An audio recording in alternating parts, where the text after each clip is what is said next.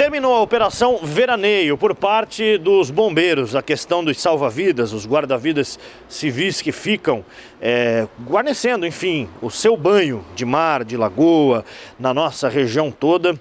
Isso tudo acabou, foram 5 meses de trabalho dos bombeiros, acontecem toda a temporada de Operação Veraneio e agora a gente veio até aqui no 4º Batalhão para fazer um balanço de como foi essa temporada, esses meses todos em que a guarnição estava focada nessa questão. Estou aqui ao lado do Tenente Rafael De Favre, aqui dos bombeiros, ele é chefe de logística, oficial do Corpo de Bombeiros.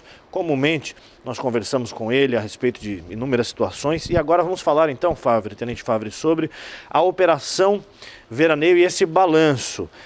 Ouvi dizer que mais uma vez foi muito positivo no que diz respeito às áreas guarnecidas pelos guarda-vidas. Exatamente. Apesar do grande desafio desse ano, devido à pandemia, que envolveu desde o treinamento dos guarda-vidas civis e militares até a operação como um todo, nós tivemos um saldo extremamente positivo e, mais uma vez, 7º ano seguido, não houve mortes por afogamento em área guarnecida em todo o litoral sul de Santa Catarina. Qual é a área que o 4º Batalhão, envolvida pelo 4º Batalhão? O 4º Batalhão, com sede em Criciúma, ele é responsável pelas praias desde o balneário Rincão até Passo de Torres. Então, toda essa região ela é guarnecida e gerenciada aqui pelo 4º Batalhão de Criciúma. Eu falei guarda-vidas civis, mas tem guarda-vidas militares também? Sim, nós contamos tanto com guarda-vidas civis como com guarda-vidas militares. Os guarda-vidas militares, eles são os responsáveis pelo gerenciamento do serviço.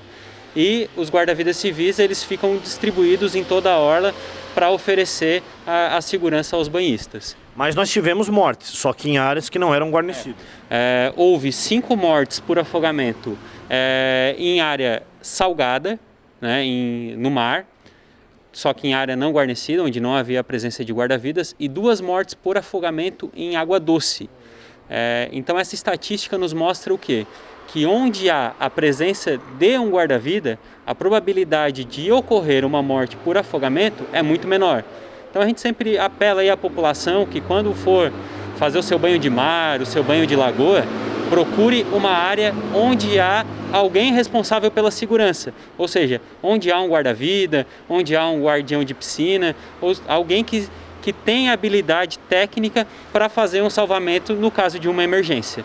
Houve muitas situações em que os guarda-vidas nessa temporada precisaram agir, de fato, precisaram salvar as pessoas? Houve muitos casos de atuação de prevenção ao afogamento, que hoje, basicamente, né, a nossa filosofia de trabalho. Nós não esperamos que o afogamento ocorra, então antes que uma pessoa seja arrastada, que ela entre em uma situação de risco, o guarda-vida vai lá e faz uma interferência, ele vai lá e avisa essa pessoa, pede para que ela saia daquela situação de risco, para evitar justamente que um mal maior aconteça. Mas mesmo assim, houve algumas situações que foi preciso a atuação, foi preciso efetuar um resgate propriamente dito. Algo que eu acho necessário deixar claro, e eu queria realmente esclarecer isso para o nosso público, é que eu particularmente conversei com várias pessoas que disseram o seguinte, algumas pessoas, não foram várias, algumas, disseram o seguinte, olha, não pode aglomeração, mas estava aglomerado ali na frente do posto de guarda-vidas e o guarda-vidas não foi lá fazer a fiscalização.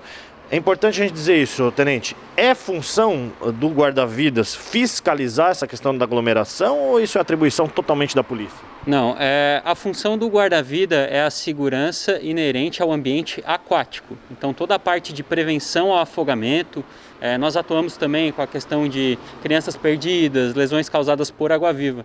Mas a questão da aglomeração não cabe propriamente ao guarda-vidas fazer esse tipo de fiscalização e de intervenção.